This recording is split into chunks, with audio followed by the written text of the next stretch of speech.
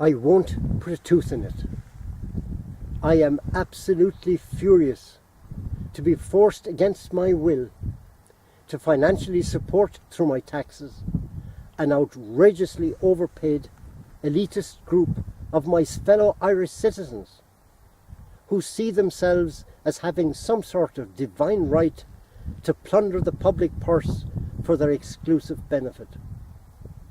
I refer, of course, to those whom we elect and pay to run the country, namely the President, our elected politicians, and the thousands of senior and public servants who occupy an exclusive and feather-bedded bureaucratic position as the permanent government of Ireland.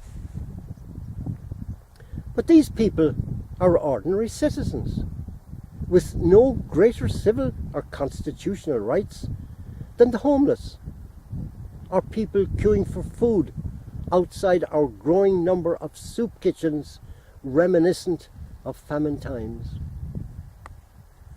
In reality, what has become re-established in Ireland is a society so unequally divided, in the main through the plundering of the public purse, that it could easily be transported back in time to take its place amongst the landlords and landed gentry of the 19th century. Apart from politicians and the heavily unionised public service, professional classes such as law, medicine, higher education, finance, etc., add further layers of elitism to Irish society. Many individual practitioners in law, medicine and higher education, for example, benefit hugely from working for the state. Here again, the public purse is seen as fair game for charging outrageous fees.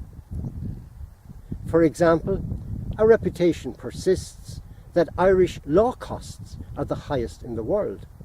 Similarly, medical experts earn more than their counterparts anywhere. Ordinary people at the bottom of the pile suffer the fallout from these high costs. For example, a €200 fee for perhaps 15 or 20 minutes with a medical consultant.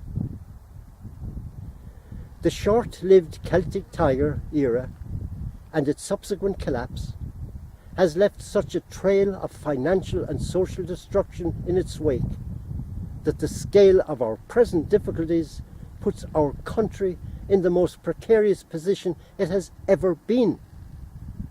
No wonder I am furious. In the depths of this recession, and despite more taxes, massive unemployment, austerity, emigration, cutbacks, mortgage arrears, evictions, and severe hardship for the majority, we continue to cough up $249,000 year on year to pay our president's salary. That's $94,000 more than the President of France. And similarly outrageous salaries, expenses, pensions and perks to members of the Oireachtas and the upper tiers of the public service. From the President down, these people do not represent me.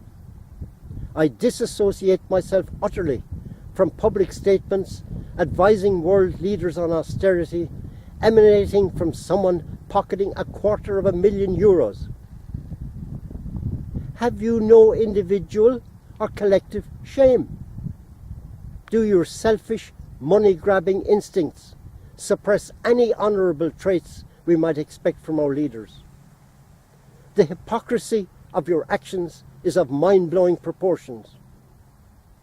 As an Irishman, I stand up and say no to all of you. I reject your claims that you have a right to pay yourselves hundreds of thousands that our broken country doesn't have. I reject your right to heap the repayment of billions borrowed to support your salaries and pensions on the shoulders of our innocent children and their children's children for generations to come. Shame on all of you. I call on my fellow Irish citizens to stand up with me.